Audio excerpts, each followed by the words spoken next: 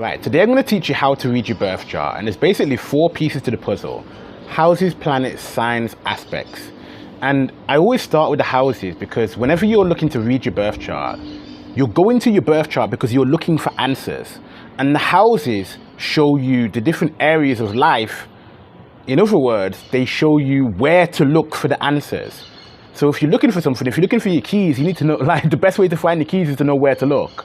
So the houses are the best thing to learn first because you need to understand where to look for your answers. Because if you've got a specific question, you need to look at the right house that is going to answer that question.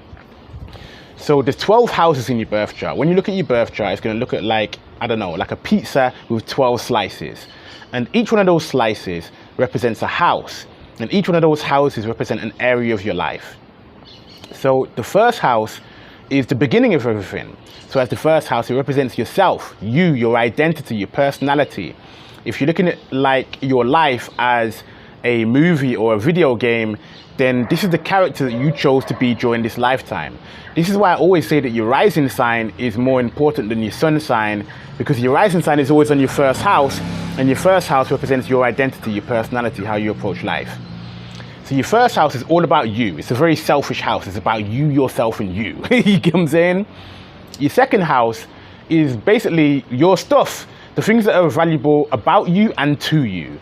So the things that are valuable about you are your values, your valuable character traits, your skills and abilities. Think of, like, the second house as like a toolbox with all of your valuable shit in there. Your skills and abilities, your money, your possessions, and everything that gives you a sense of self-worth and value and self-esteem. All of that goes in your second house. Your third house is about your mind, basically your communication, your thinking style, your learning style. It's where you study, and it's all of the things that you learn to navigate your local environment. Do you get what I'm saying? So you learn things to navigate your local environment in your third house, and then you communicate about them, you talk about them, you read books, go to the library, etc. It's your learning, communication, and thinking style. So we've got the first part of that. That's the first quarter of the birth chart already done. The first quarter of your birth chart is all about self, because it's your identity, your values, your mind. Okay, so that's an easy way to think about the first quarter of the birth chart. Then you go into the second quarter of the birth chart, which begins with your fourth house. Your fourth house is your home and your family, your safe space. It's where you go to be in private. It's your private safe space where your home, your family, your roots, and also connecting to your inner world, your inner emotions. That's the energy where you first connect to this energy. Now, if you think about this as a story, in the first house you enter into the world, start approaching life. Second house, you go and get some resources, get some stuff that's valuable to you. In the third house, you go and start talking to people in your local environment, finding out, okay, cool, what's going on here? You know what I'm saying? Where's the safe locations? Where's the dangerous locations? You're getting intel. You're gathering intel about your local environment in the third house. The fourth house, you've gathered intel, then you go into, you find the safe space. Okay, and I need a nest, I need a base where I can set up home, you know what I'm saying, breed up some females, have some family, whatever. This is my safe space where I go to when I want to chill and relax and tap into my inner world, into my emotions, check how I feel, just, you know what I'm saying, wind down.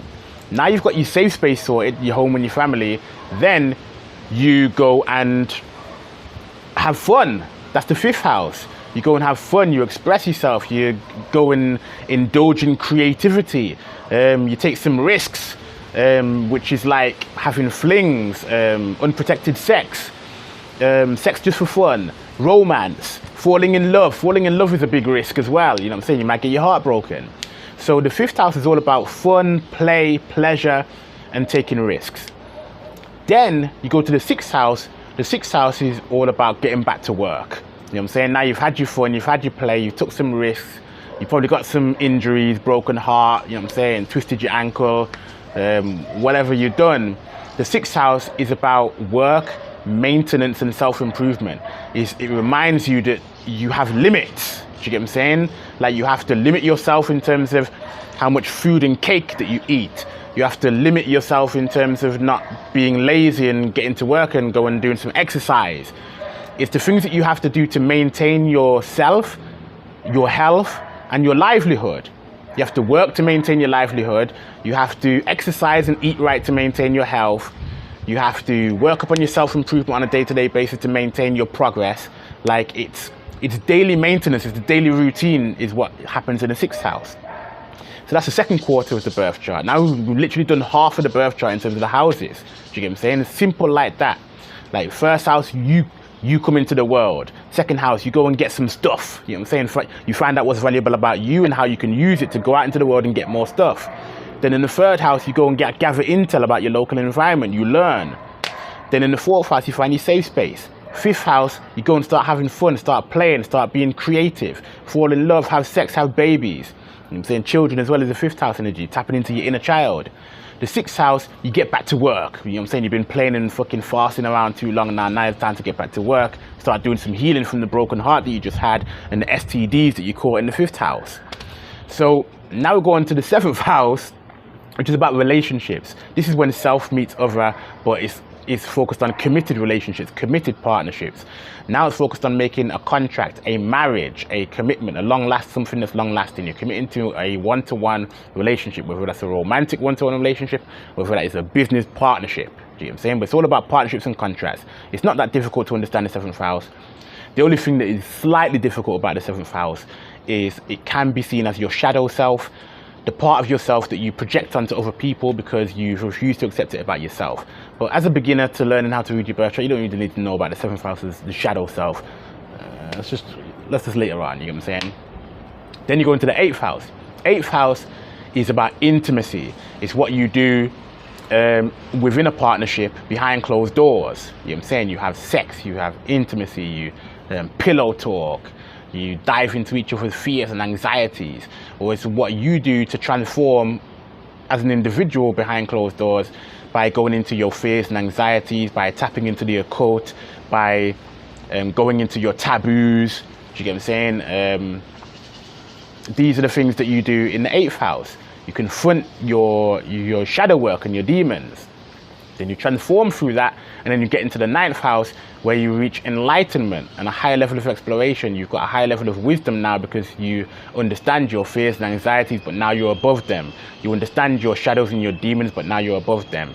You've gone into intimacy with yourself, or you've gone into intimacy and building and sharing resources with other people, which is the 8th house.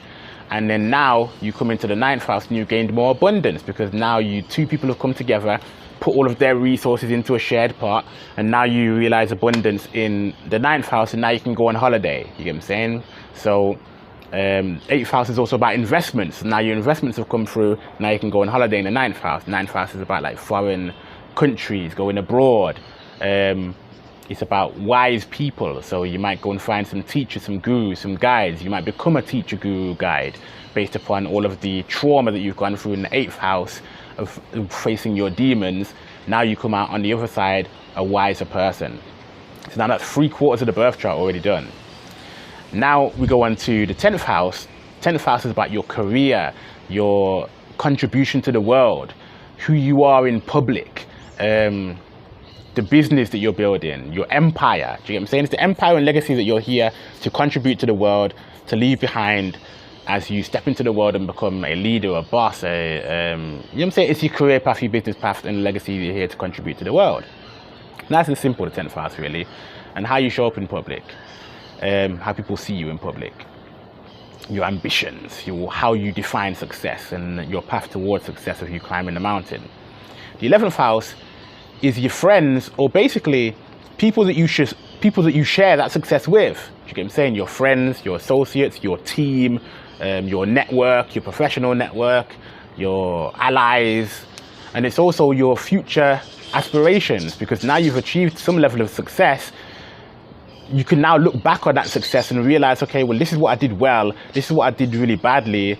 Now you can begin to start optimizing that success and then start aspiring for more. Because once you got a little taste of success, now you get greedy. I mean, greedy is not really the best word for it, but you get a taste for that success and you get motivated. You're like, yo, if I could accomplish that, think what else I can accomplish, because you're not dead yet. So you can still accomplish more. You get into the same, you start optimizing, think, oh, let's go and get some more. But now you've got a little bit of success to work with, you've got some more resources, you've got some more reputation. 10th house is also your reputation. So now you can begin to start attracting a team of people who are going to help you to get to the next level of success. Then the 12th house is like, you know what, I've done all of this matrix shit. Like, I've created success, you know what I'm saying, I've leveled up in my life, you know what I'm saying, I've got women, I've got babies, I've got a partner, I've got babies, if you're a woman listening to this. You know what I'm saying, you got married, you've had children, you've got success in your career, you've made money, you've traveled, and then now you want to realize what else is out there other than the typical matrix shit. You want to start studying your spirituality, you want to start studying religions, belief systems, you want to escape to a mountain in Nepal and just go and meditate for the rest of your days. You want some alone time just to find some solitude. You want to let go of your ego and shed this identity of this. You want to rest, do you get what I'm saying? Because now you've achieved some success and some public notoriety or fame. Like, people are bothering you. You want some solitude and some, you know what I'm saying to say? So the 12th house is all like the stuff that you do in solitude, behind the scenes, in the energy of the mystic realm. So those are like the houses, the different areas of life. So when you look at it in quarters, like the first quarter, the first house, second house, third house, is all about self. The second quarter, 4th house, 5th house, 6th house, that's all about what you do in private, like family, home, what you do to nurture yourself as well, how you find like fulfillment, internal fulfillment. So that's 4th house, 5th house, 6th house, your home and family, your creative play, and your working on self and working to help others. Then the third quarter, 7th house, 8th house, 9th house, that's about relationships. And then the 10th house, 11th house, 12th house, that's about career and what you do in the public. So just look at the 1st house, 4th house, 7th house, 10th house to know what the quarter is about. Do you get what I'm saying? And then you'll begin to start really understanding nice and easily the houses. I know I'm racing through this, but this is why it's a video and you can rewind it and just play it back many, many times. So anyway, those are the houses. So now we're going into the planets. So now we want to understand the planets. The planets are like the energies of how you express yourself in these different areas of life. Because each planet is going to be in a house in your birth chart. So that's showing how you express that specific energy type in that different house. So we're going to start with the sun and the moon, because everybody knows about the sun and the moon. In fact, let's say your rising sign. I'll start with your rising sign. Your rising sign, in fact, we're going to skip that because that's zodiac signs. So let's start with the planets, sun and the moon. So the sun is how you express your energy outwardly. The moon is how you receive energy internally. It's like this balance between the masculine and the feminine. Sun being the masculine, moon being the feminine. Sun being the hot, moon being the cold. Sun being the bright shining energy that's very visible, moon being the energy that is invisible and internal. Do you get what I'm saying? All of these energies are how you can balance this interplay between the sun and the moon. So the sun represents your passion. It's what you're passionate about, what lights you up. When you engage in the energy of your sun, it lights you up, it makes you shine, it makes you vibrant. It's a big significator of your life force. You get what I'm saying? How bright you shine. When you're on your glow up, when you're feeling yourself good, when you know what I'm saying, when you're feeling good, you're engaging in your passion, you're doing what's good for your life. This is that energy of the sun. The sun is also the person that you want to become. The sun is the type of person that you want to become. So it's always like the path that you are moving towards, the person that you are transforming into. The moon represents your emotions. It represents your needs. Whereas the sun is more like your wants. It's like, I want to become this person. The moon is your needs. It's like it's non-negotiable in terms of what you need to feed yourself. So, and when I say feed yourself, it also is connected to your nourishment, but it's connected to your nourishment on many different levels. I'm not just talking food, we're talking about what nourishes your soul. You know what I'm saying? So the moon represents what nourishes your soul. And on an emotional level, on a spiritual level, any kind of way of fulfillment, that's what your moon shows. Your moon shows how you get fulfilled on a deep internal level. Because the sun's going to be like, oh, okay, well, I'm shining, I'm glowing up, like I'm famous on social media, I'm visible, people love me. But you can still have all of that energy, but not be manifesting the energy of your moon and you don't feel fulfilled inside. Like everybody loves you externally, but you feel empty inside because you haven't tended to your moon energy. That's when that energy happens. So your moon energy shows you what fulfills you on the inside. So that's essentially the sun and the moon energy. So you need to balance these two together because they both represent your life force energy. Think about it like growing plants or your gardening. The sun is like this constant power generator energy that's constantly feeding the energy to the plants. But without watering them, the moon, the plants will never grow. The plants will never get what they need at their root. Remember when I said the fourth house is the root? The moon is also connected to the fourth house. You know what I'm saying? So it's the root energy. Now, let's go on to Mercury. Mercury is a simple planet to understand. We're not going to overcomplicate Mercury. I don't want to overcomplicate anything in astrology. Astrology is simple, as long as you don't overcomplicate it. Mercury is your communication style, your thinking style, your learning style. That's basically all you need to know about Mercury, more or less. Anything else that you need to know about Mercury is usually just like in very advanced cases where you need to kind of understand something else about it. But long story short, I've done astrology for flipping nearly 9 years. The 95% of what you need to know about Mercury is your communication style, your thinking style, your learning style. Don't overcomplicate the thing. Venus. Venus is your values and your desires. Venus is your motivation. People say Mars is your motivation, and it's just not. It's not your motivation. Because when you think about it, Venus represents love, represents relationships, represents money, represents possessions and shiny objects like jewelry.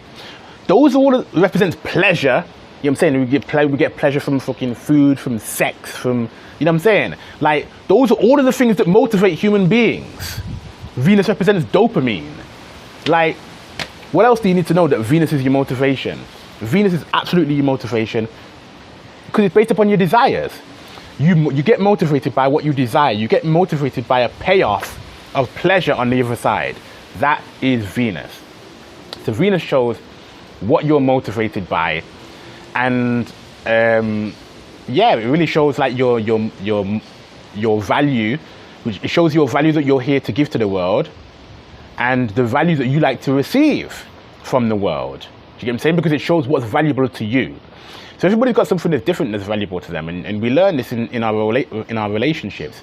We might think that and specifically me as like I don't know, in my style, I might be in a relationship and think, okay, well, I'm in a relationship, I'm bringing this woman into my home, and I'm paying all the bills, and I'm looking after her like financially in terms of providing security, but I'm not providing her with a lot of attention because I work all the time. But her Venus might be in Leo, and she needs a fuckload of attention because that's how she understands value. That's how she receives value. So even though the security is being provided for her, she's not receiving value because she's not receiving attention, which is the value that she actually desires. You understand what I'm trying to say? So you have to check your Venus to see how you understand value, what is valuable to you. You understand what I'm saying? So Venus is what is valuable to you. It shows your value that you're able to give to people, that you're able to give to the world. It shows your motivation. It shows your desires. It shows how it shows your fashion style, your specific style of beauty. It shows your attraction style. Venus is ripping a lot more complicated than Mercury. I'm just realizing this.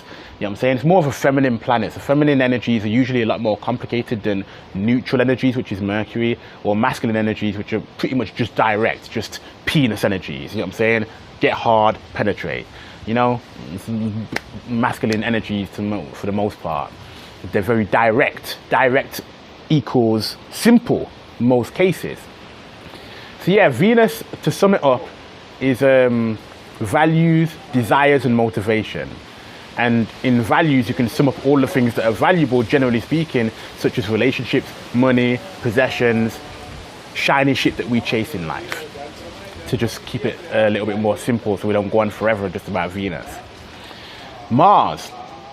Mars is a masculine planet, which is a bit more simple because it's direct. Mars is about action.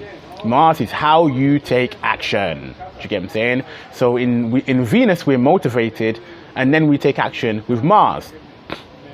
Mars, like, generally speaking, Mars likes to take action in a direct way, but it could be in a different zodiac sign and change the way that it operates. We're going to speak about that a little bit later. So Mars is about taking action. It's about war, and it's not just in terms of war, in terms of like governmental war, but it's also how we go to war with our challenges that we face in our daily life. It's how we go to war with our goals, how we pursue our goals. It's the hunter. Mars is the hunter, how you hunt down what you desire, the Venus energy that we just spoke about. So you realize your desire and your values and your motivation with Venus, and then Mars is how you hunt that shit down. Basically, in a nutshell. Yes, it deals with anger and violence and war and competition, but essentially that's all a part of the journey of how we hunt shit down and how we protect. Hella wind here, you know what I'm saying today.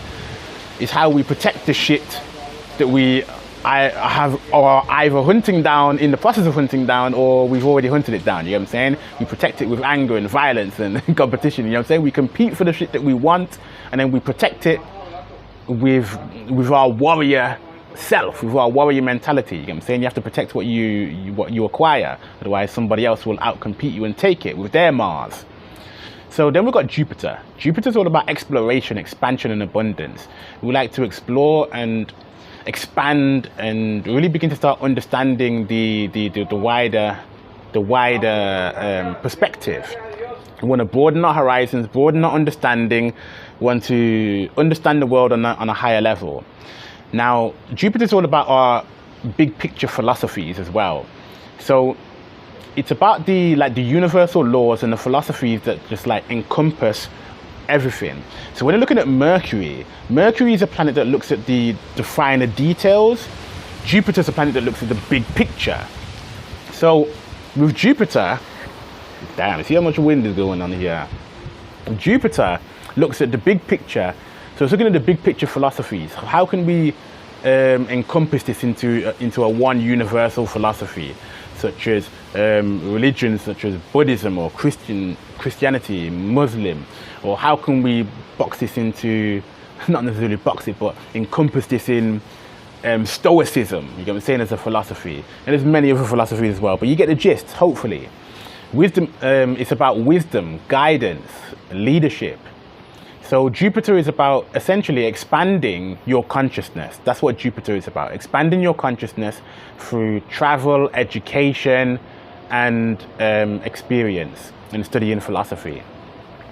Saturn is about restriction. So we've gone to the expansion energy with Jupiter. Saturn is about restriction because it's about structure. So if you look at your home, you look at your body has a structure which is your skeleton. Saturn represents your skeletal system. That's the structure of your body to make sure that you don't fall apart. And it also is a restriction mechanism. It restricts your heart and your liver and your kidneys from just flopping out all over the place. Do you get what I'm saying? It restricts them and keeps them in place. Do you get what I'm saying? So Saturn represents the things that keep shit in place. The rules, the regulations, the structure, the limitations. Saturn also represents limitations because it's the furthest planet that we can see with our eyeballs.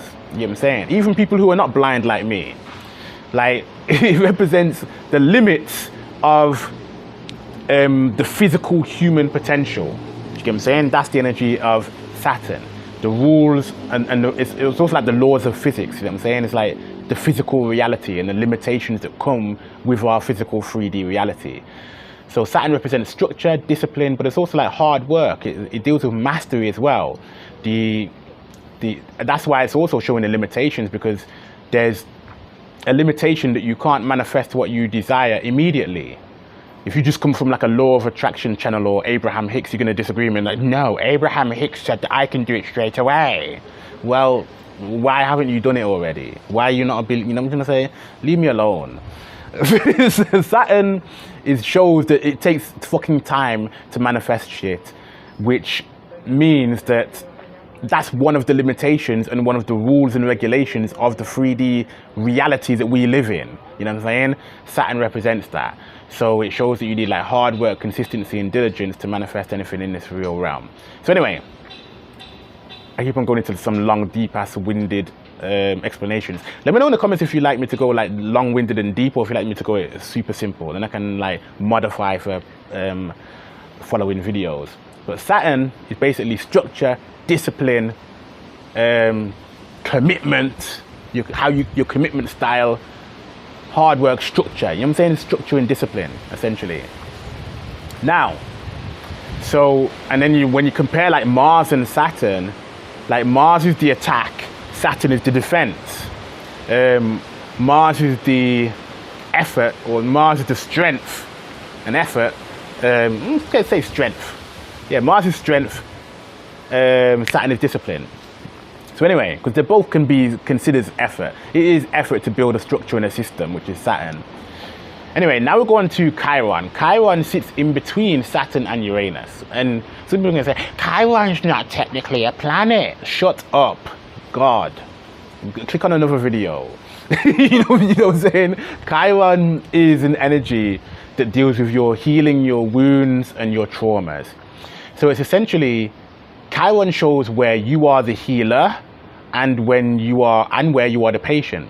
Chiron is you being the healer and the patient at the same time. Because Chiron shows the wounds that you have suffered from that you will never get over. You know what I'm saying? And some people don't like this and they're like, no, I can heal from anything. Some things you just won't heal from. Have you ever lost a loved one? Have you ever have you ever lost a parent? Do you get what I'm saying? You're just gonna get over that one day? That's something that's never gonna heal. Do you know what I'm saying? You can only learn to accept it. Chiron shows where you have to come to acceptance, but you will never necessarily heal. There's some things that you just can't fucking heal from. There's darker ones as well, but I'm on YouTube and I don't want to flipping just like get people in their feelings and start making people cry cathartically on this video. This is not the purpose of this video, but you get the gist. I've used that example. Just use your imagination for the rest. Chiron deals with trauma that we will never necessarily heal from, but we can learn to accept. Now, what comes from those traumas and wounds is a level of wisdom that we can now impart, that we can now share with others, that can help them on their healing journey, that can help them come to acceptance, or that could potentially heal another person because maybe they're dealing with because maybe your wisdom from your traumas is going to be applicable or helpful to another person with a situation that they actually can heal. You get what I'm saying? And you've got the wisdom to save them from to the infinite prison of trauma that you're dealing with yourself. You get what I'm trying to say? But you're not dealing with the prison because you've come to acceptance. That's what Chiron shows you, how to accept that energy. Now, we go into Uranus. Or Uranus. I don't know how to say that word. I've never known how to say that word. Some people say Uranus, some people say Uranus. I don't know. That planet.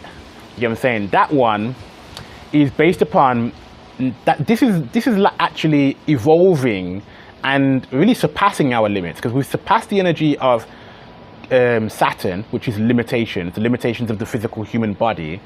Well, how astrologers or scientists found Uranus in the first place was through technology, through a telescope.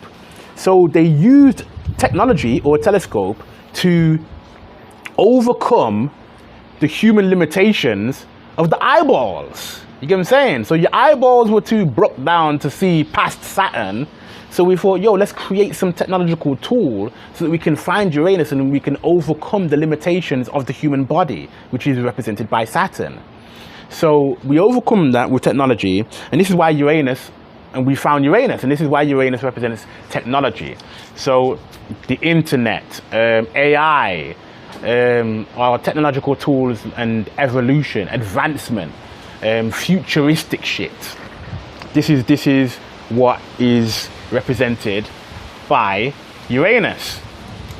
So, and it's represented by change, the changes that we need to make to evolve, the changes that we need to make to upgrade, the sudden changes, but also Uranus is about revolution. And sometimes people say, oh, Uranus is this sudden change that you can't ever predict.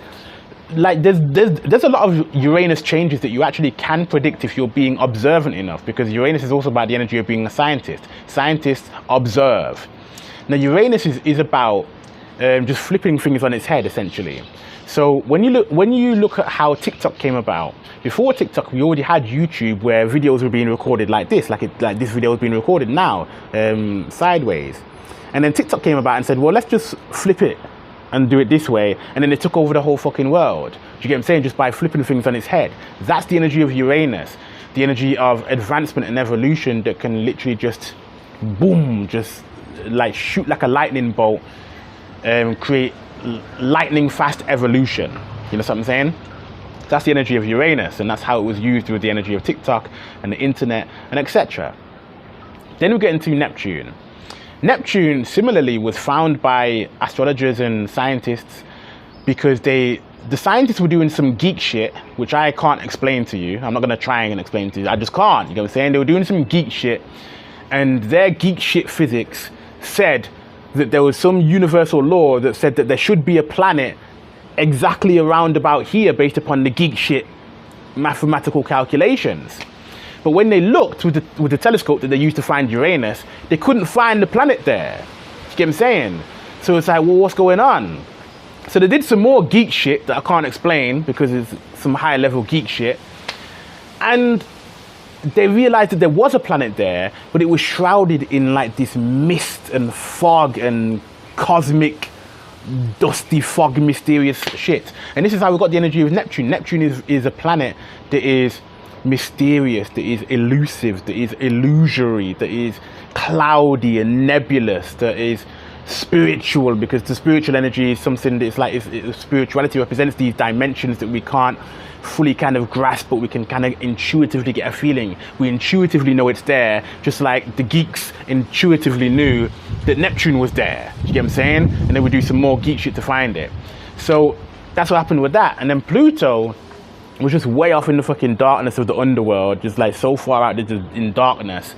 So then we got Pluto for the energy of this dark underworld energy of where we go deep, deep, deep within self to transform, deep in shadow work, deep into the occult, deep into the secret societies of government, allegedly, that exist. I'm on YouTube. This is a character I'm playing. Secret societies are not real. But yeah, we go deep diving and investigating. So Pluto is like the deep investigation that we do into the shadows to reveal something that was hidden in darkness. And the darkness always represents subconscious in spirituality. So we can look at it in terms of the physical essence, in terms of it's being hidden from sight. But in the spiritual aspect of darkness, you also look at it as this is being hidden in your subconscious. So you dive deep into your subconscious with Pluto and reveal what is being hidden in your subconscious through your self-sabotaging ways and whatever. And then you go through like a definite transformation because you become a new version of self, because you have revealed a new aspect of your character, of your identity, of your persona, of your energy field, of etc, etc, etc. And then we've got Lilith as well. I want to throw Lilith in there because Lilith represents your buried emotions. Lilith shows where you're burying your emotions because you feel as though those emotions or those emotional needs are never going to be accepted or never going to be met. So you bury them inside of yourself because you don't believe in your ability to meet them. You don't have the confidence to be authentic enough to meet them because they're very taboo and societally weird, at least from your perspective in reality. And so you bury them within inside of yourself, never to be seen again. But this can also obviously cause sickness, illness, problems. You know what I'm saying? So look to Lilith to see where you're burying your emotions. Now, we get onto the zodiac signs, which is the third part of the recipe. So when we start with Aries. Aries is a fire sign and it's a cardinal sign. Cardinal signs are based upon leadership. Aries is a very leadership-based sign. Fire signs are usually connected to the identity. Do you know what I'm saying? So all fire signs are very identity, ego-based signs, typically speaking. So the Aries being the cardinal, being the leader of the egos, you know what I'm saying? And any Aries watching, anybody who knows an Aries will know that, you know what I'm saying, leader of the egos is not an inaccurate term, generally speaking. I'm not just talking about Aries suns, like I'm an Aries. I'm talking about Aries in your birth chart, wherever Aries is in your birth chart, because we've all got Aries. We might not all have Aries planets, but we all have Aries existing in our birth chart, which I'll break down a little bit later. So Aries is about this, is about the self. It's a selfish zodiac sign. Do you know what I'm saying? I'm not saying Aries are selfish. Like, listen to what I'm saying. Everybody has Aries in their chart. So where Aries is in your birth chart shows where you are selfish. You're focused on self. You know what I'm saying? So, but you're also focused on independence. You're focused on taking action. You're focused on competing. You're focused on competing to win, to vanquish, to conquer, to progress, to make forward movement. You get what I'm saying? Aries is the energy of I am. You know what I'm saying? So it's the energy of I am, yeah? Cool. Taurus is the builder. Taurus is the energy of I build, I acquire, I own. It's ownership. You know what I'm saying? So taking ownership of your values, taking building stability, security. Taurus is a zodiac sign that is focused on stability, sensitivity. It's very sensitive because it's focused on the body's senses. You know what I'm saying? Taurus rules over the bodily senses, rules over the hormones. I don't want to go into all the difficult medical astrology right now, but just to fucking throw some random things out there that downloading into my brain right now. But Taurus is basically about building wealth and security. Long story short, Taurus is about building wealth, stability, and security. In essence, you know what I'm saying, and the valuable resources, either your skills and ability or physical resources that you have to accomplish that goal.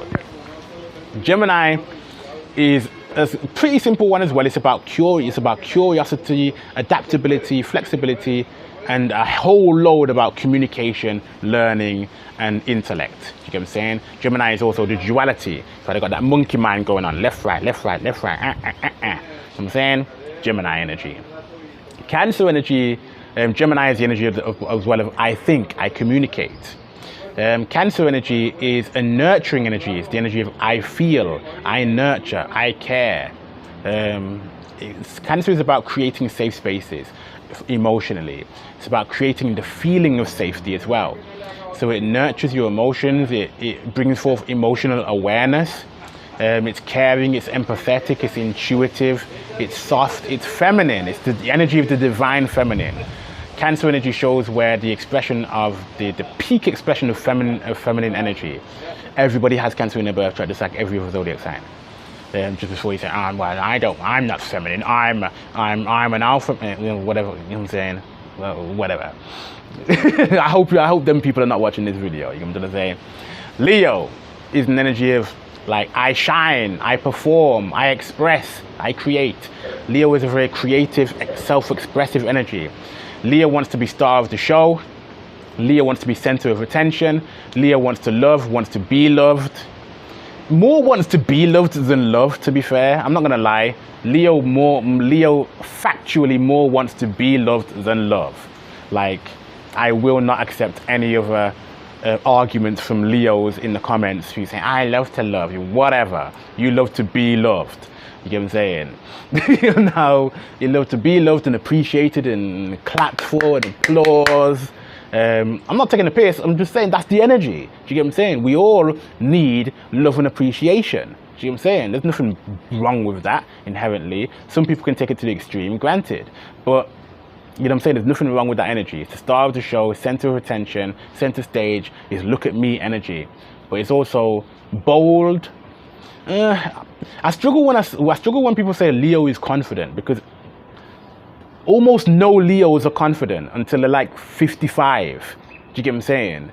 Like, all Leos I see, again, I've been doing astrology for nearly 9 years.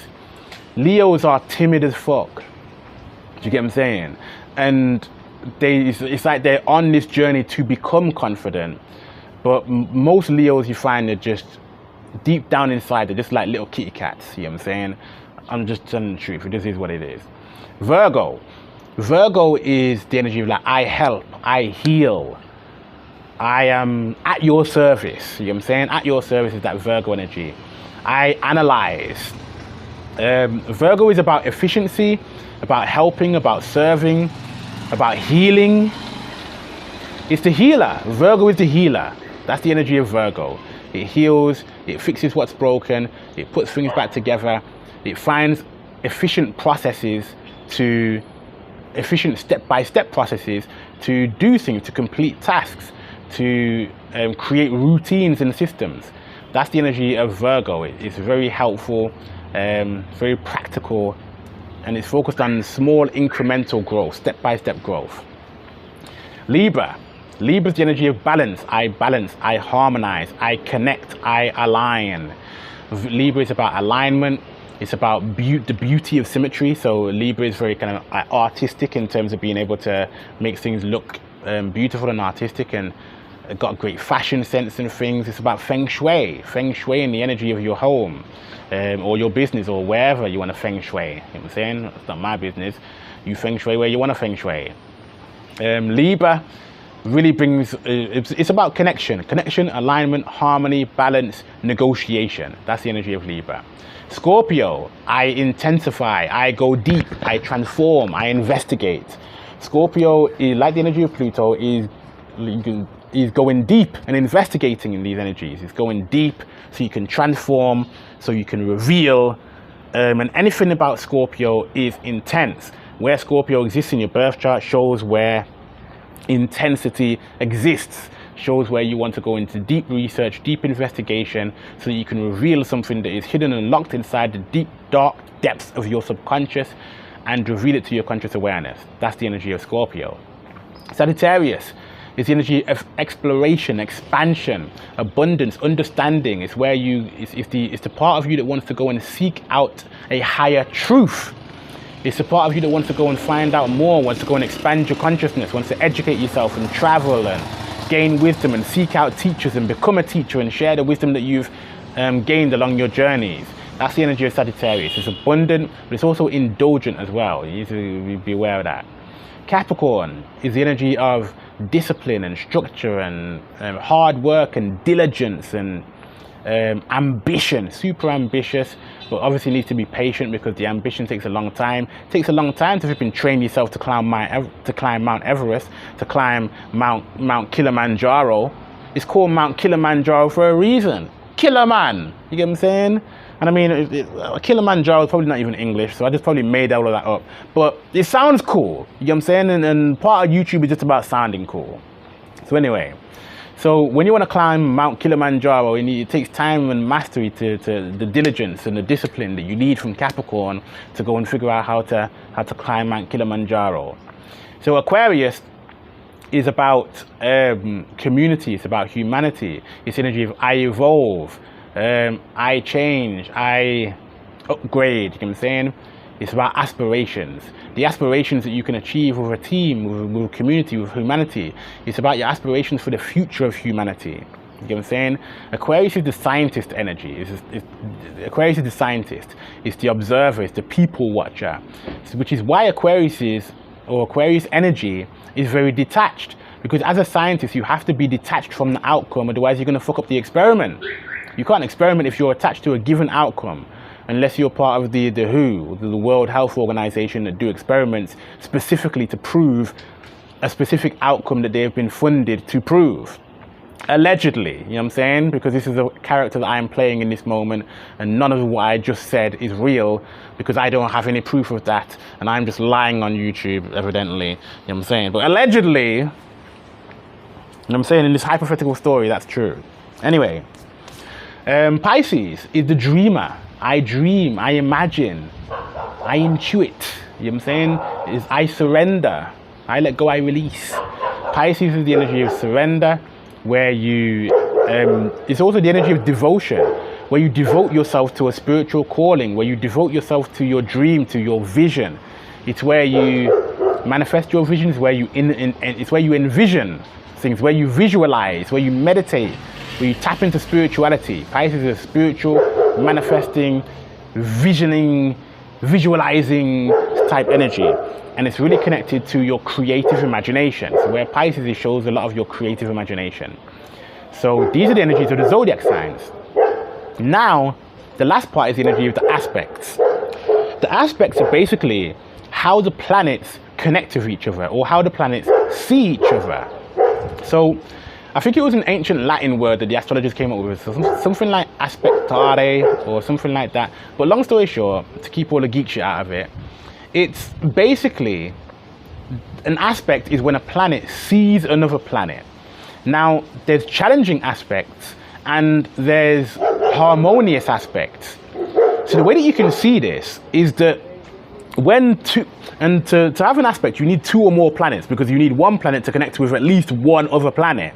Now, it can connect to 5 other planets, but you get what I'm saying? You need at least 2 planets, because then that's what you need to have a connection, okay? Cool. So, there's challenging connections, which are the square and the opposition. I'm not going to go too deep into explaining this, because this is just like an overall video. And there's harmonious connections, which are sextiles and trines.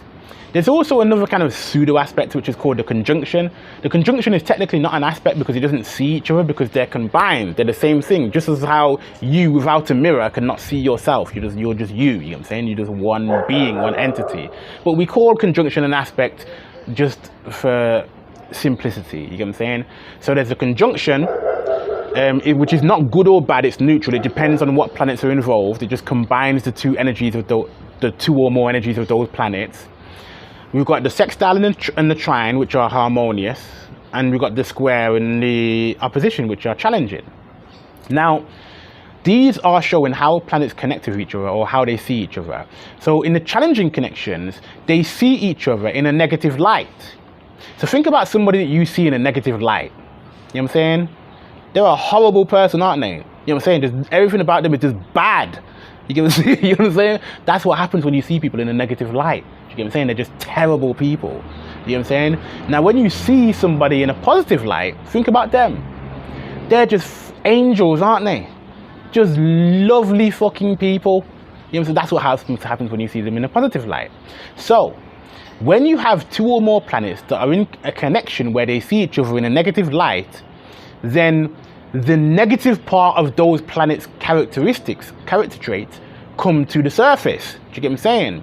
So, let's say the moon, the negative traits of the moon might be needy, or emotionally manipulative, or for being clingy. Like the negative traits of Saturn, maybe like controlling, commanding, cold-hearted. Do you get what I'm saying? But then you look at it, and then you look at, okay, well, what if these planets are in a positive connection? We look at it and you think, okay, well, the Saturn is the energy, this hard-working, disciplined, responsible person with integrity. You look at the moon as this caring, nurturing, soft, mothering, supportive, empathetic. You know what I'm saying? So the positive connections bring out the positive traits. The challenging connections bring out the challenging traits. That's how you can really begin to start understanding aspects. So if the 2 planets are connecting, anytime they're connecting, they're combining their energies, but they're either combining their energies in a positive expression or combining their energies in a negative expression. I use negative lightly, but subjectively speaking, do you get what I'm saying? Because you can look at it universally. Well, universally, there's no good or bad. If you're saying that on the other side of it, get off the video, click on another video, you get what I'm saying? God. You know what I'm saying? What we're doing is we're understanding how this manifests in your life. You get what I'm saying? Yes, if you invested in crypto and lost $10,000, like in a universal sense, yes, you learned a lesson, and that lesson could teach you, but it felt bad. Do you get what I'm saying? It felt like a negative experience. Don't lie, you know what I'm saying, and try and be this universal Buddhist that thinks that it's okay to lose money. It's not. It feels bad. It's negative. When I lose money, I'm pissed. You understand what I'm saying? The end. You know what I'm saying? Anyway, so you get the gist. Now, when you're reading your birth chart, you need to begin to start combining these energies together. Now, we're going to leave out the aspects for a while just to make things a little bit simpler. You've got planet, house, and sign. You get what I'm saying? So, a planet lives in a house, which lives in a sign. You get what I'm saying? So, it's almost like the planet being like maybe like the person or the character, like even like one of your employees of your birth chart. Then in this energy, the planet is representing an energy or a role that is playing, and it's playing that role in an area of your life which is assigned by the house. So let's say that, for example, you have the sun, which is dealing with self-expression, and it's in the 7th house, which is your relationships, and it's in Taurus. You know what I'm saying? That shows that the sun shows like you feel easily able to express yourself, in the area of relationships, when the relationship is stable and steady, Taurus. You get what I'm saying? So these are the energies of how you can begin to start putting these energies. Okay, that makes sense. So like Mercury is energy of communication, and it's in your 11th house in Sagittarius. So Mercury shows your communication, and it shows that it's easier for you and more enjoyable for you to communicate in group dynamics when you're talking about subjects that help to expand your mind and broaden your horizons, Sagittarius. You know what I'm saying? And then you put like Venus. Venus is like your desires and your pleasures. So you put Venus in the 2nd house in Capricorn. So Venus shows that you have a desire for finance, for wealth and stability, and you acquire that wealth and stability in a structured and disciplined way, Capricorn. And this is how you just go around reading your birth chart, and then you can begin to start connecting planets together with aspects. But to be fair, I don't want to do that. I'll do that as a separate video, because this, I don't want to even just, I probably already overwhelmed your mind with a lot of shit anyway. Anyway, click on the link in the description or the link in the comments to get your free Astro mini course, and subscribe to the channel, hit the like video so this can get into the algorithm. Make sure you watch it from start to finish like 100 times so it also gets it in the algorithm. And I appreciate you. Leave your comments to let me know what you think. Peace.